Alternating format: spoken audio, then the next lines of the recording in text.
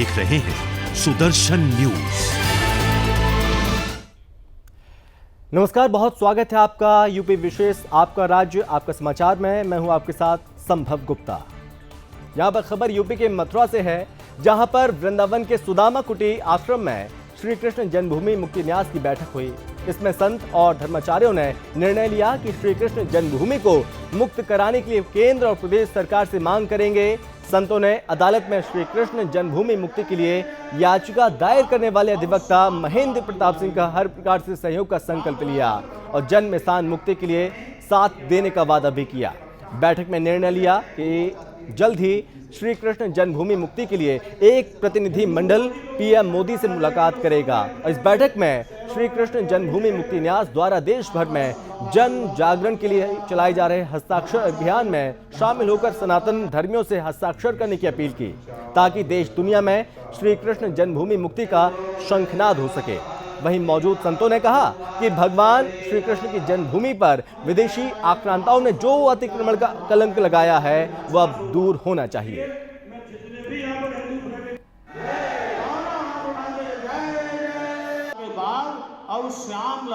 देखिए, आप सबको पहले शुभकामनाएं और आदरणीय मोदी जी को और आदरणीय योगी जी को नई सरकार बनाने के लिए बहुत शुभकामनाएं। और बहुत खुशी है कि हमारी ये नई सरकार बनी है और आज हमने जो कार्यक्रम सभी संतों ने ब्रज के संत यहाँ मौजूद हैं, सभी भक्त यहाँ मौजूद हैं और ब्रजजन मौजूद हैं। सबका एक ही लक्ष्य है कि भगवान श्री कृष्ण की जो जन्मभूमि है मथुरा में वो विधर्मियों के और वहाँ भव्य और दिव्य मंदिर का निर्माण, इसको लेकर के ये कार्यक्रम आयोजित। हाँ, बड़े सौभाग्य का दिन है कि भगवान श्री कृष्ण के जन्मभूमि का भव्य रूप में विशाल मंदिर बने। जैसे श्री अयोध्या में भगवान राम का मंदिर बन रहा है, ठीक उसी तरह से एक भव्य मंदिर का निर्माण जन्मभूमि पर हो, इसी के लिए यहाँ मीटिंग रखा गया था।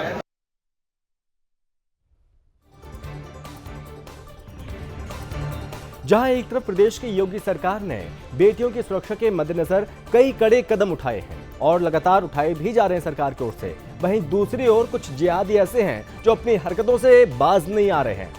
ऐसे ही कुछ मामला सामने आया बरेली के थाना कोतवाली फरीदपुर मोहल्ला कानूनगो क्षेत्र से, जहां पर फिजिक्स गुरु के नाम से एक निजी कोचिंग के शिक्षक अजद औरंगजेब शिक्षा के नाम पर कुछ छात्राओं के साथ छेड़खानी किया करता था, उनके साथ अश्लील हरकत किया करता था। और जिहादी औरंगजेब आए दिन ऐसे ही एक छात्र को कई दिनों से उसे परेशान कर रहा था और जब पानी सिर से ऊपर निकल गया तब छात्रा ने इसकी शिकायत अपने परिजनों से की, जिसके बाद गुस्साए परिजन और राह चलते लोगों ने फिजिक्स गुरु कोचिंग के जिहादी औरंगजेब की जूतों चप्पलों से जमकर धुनाई कर दी और साथ ही इस मामले में पुलिस से शिकायत भी कर दी।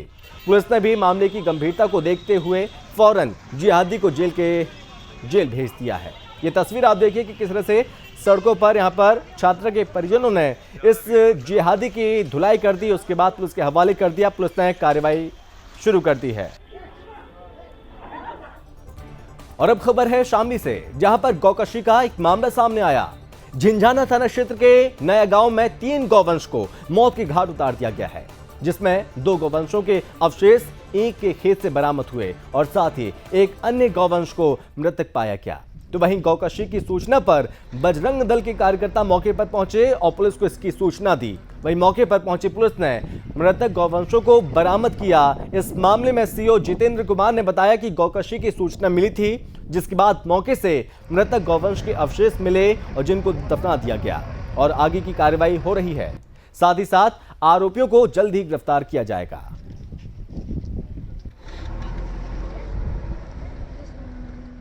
नया गांव थाना झिंझाना के रहने वाले मनोज कुमार सोमपाल सिंह के द्वारा सूचना दी गई कि उसके गन्ने के खेत में कुछ गोवंश के अवशेष पड़े हैं और साथ ही उसके लगे गन्ने के खेत से लगे हुए जो गेहूं का खेत है उसमें एक जो गोवंश है वो मृत अवस्था में पड़ा है। तो इस सूचना पर यहाँ पर पुलिस मौके पर आई थी और इसको देखने में गोवंश जो अवशेष मिले।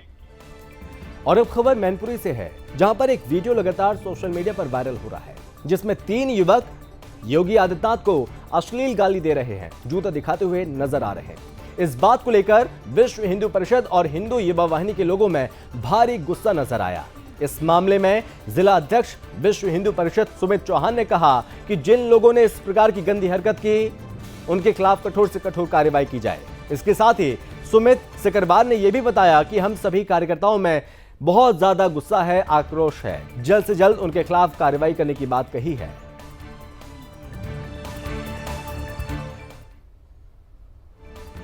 मैं सिर्फ इतना कहना चाहता हूँ कि ये समाजवादी पार्टी के संस्कारों को दर्शाता है। आए दिन उनके विधायक, उनके मंत्री और उनके राष्ट्रीय अध्यक्ष जिस भाषा शैली में बात करते हैं, उसी भाषा शैली में उनके कार्यकर्ता भी बात करते हैं।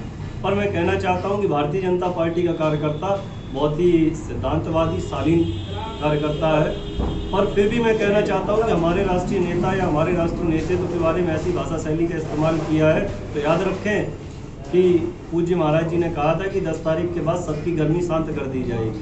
वीडियो हमने देखा है, उसमें कुछ अराजक तत्व हमारे माननीय मुख्यमंत्री और माननीय प्रधानमंत्री जी के लिए अब सब बोल रहे हैं। हम वीडियो को पुलिस कप्तान को भेजेंगे भी और पुलिस कप्तान से बात कर इन सब पर गंभीर धाराओं में मुकदमा दर्ज कराएंगे और प्रभावी कार्रवाई इन पर होगी। कानून सम्मत जो चीज़ें हैं, क्योंकि न्याय कानून को करना है, कानून सम्मत जो धाराएँ हैं इन पर धाराएँ लगेंगी और वांछित जितने भी लोग उस वीडियो में दिखाए जा रहे हैं उन सब लोगों की जेल भेजने का काम पुलिस के द्वारा हम लोग करेंगे। खबरों में बात करेंगे लखीमपुर खीरी की, जहां पर यूपी की लखीमपुर खीरी पीलिया से जहां भारत नेपाल सीमा पर तैनात सशस्त्र सीमा बल के जवानों ने संदिग्ध नजर आने पर एक युवक को पकड़ा।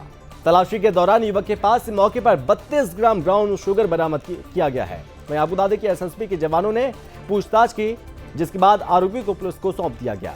भारत नेपाल बॉर्डर पर इन दिनों मादक पदार्थों की तस्करी का अवैध कारोबार जोरों पर है।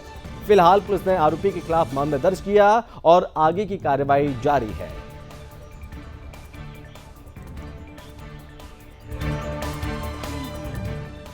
और अब खबर यूपी के संभल से, जहां असमौली थाना क्षेत्र के गांव में चुनावी रंजिश में दो पक्ष आमने सामने आ गए और इस दौरान मारपीट के बाद ताबड़तोड़ फायरिंग भी होने लगी। फायरिंग में गोली लगने से एक बुजुर्ग की मौत हो गई है, जबकि दूसरे पक्ष का एक व्यक्ति जख्मी हो गया। गांव में फायरिंग की सूचना पर एसपी, एएसपी और सीओ सहित कई थानों का पुलिस बल रात में ही घटनास्थल पर पहुंच गया।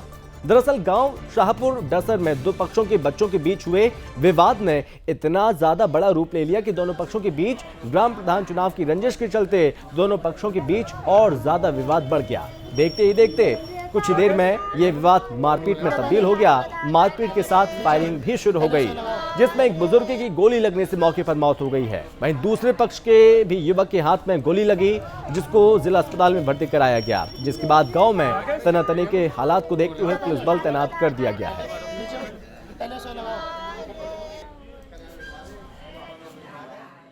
कोतवाली गुन्नौर में एक व्यक्ति की मृत्यु हुई।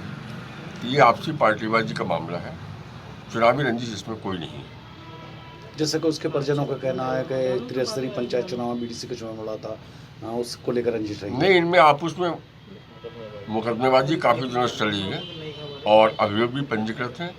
फिलहाल पार्टीबाजी वाली आपसी पार्टीबाजी है, चुनावी रंजिश कोई नहीं है। कितने लोग टोटल नामजद हैं, कोई गिरफ्तारी है क्या? 6 लोग नामजद हैं, कोई गिरफ्तारी प्रयास किए जा रहे हैं। और चलिए बढ़ते आगे बात करते हैं। खबर सीतापुर से है, जहां पर कल रात को एक हादसा हो गया।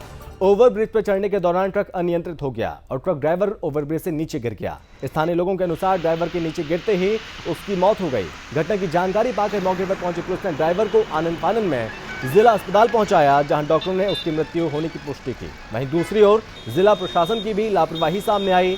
बिजवार पर ओवरब्रिज को बने हुए काफी समय हो गया और शीघ्र ही यातायात के लिए ओवरब्रिज को खोल दिया गया था, लेकिन अब तक पूरे ओवरब्रिज का कोई भी प्रकाश की व्यवस्था नहीं है। और इस बीच यहाँ पर आपको बता दें कि जो दुर्घटना कल रात हुई, ऐसे ही भविष्य में और भी बड़े हादसे होने की संभावना से इनकार नहीं किया जा सकता।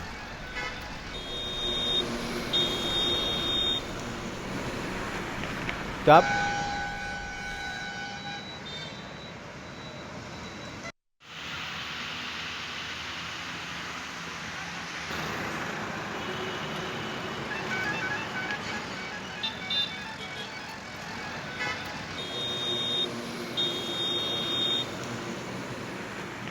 वही सामने आई है।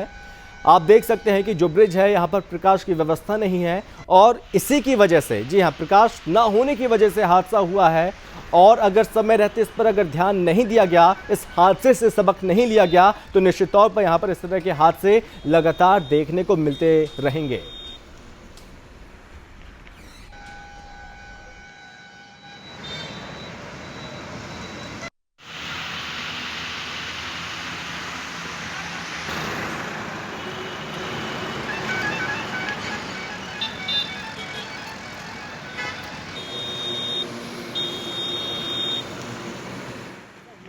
ओवरब्रिज से नीचे गिर गया ट्रक ड्राइवर। एक लापरवाही भी है और लापरवाही सबसे बड़ी ये भी है कि यहाँ पर इस तरह के हादसे होते रहते हैं, चूँकि प्रकाश नहीं है और दिखता नहीं है कुछ चीज़ें, क्योंकि बड़े बड़े वाहन यहाँ से गुजरते हैं। यहाँ पर एक बहुत बड़ी लापरवाही प्रशासन की भी सामने आ रही है कि इस चीज़ पर ध्यान नहीं दिया जा रहा है, जिसकी वजह से इस तरह के हादसे लगातार सामने आ रहे हैं।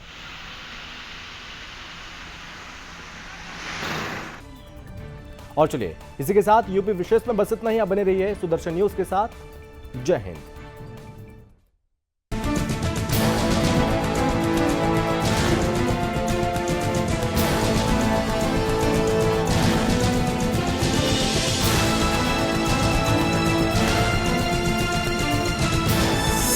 आप देख रहे हैं सुदर्शन न्यूज।